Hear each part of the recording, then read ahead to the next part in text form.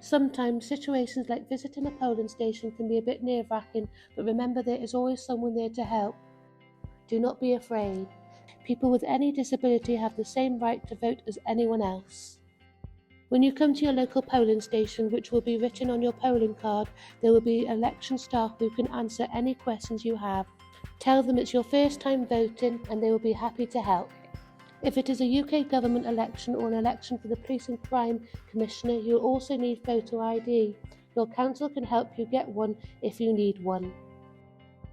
If you need someone with you for support, the team can help with that too.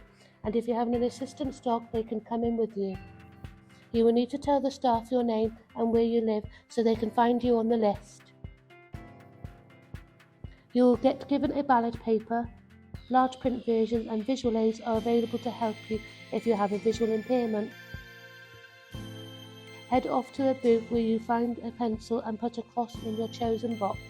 Information about the candidates to vote for is available beforehand, so you can think about your choice in advance.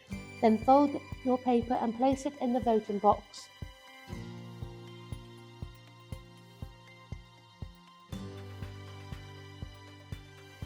That's it, all done.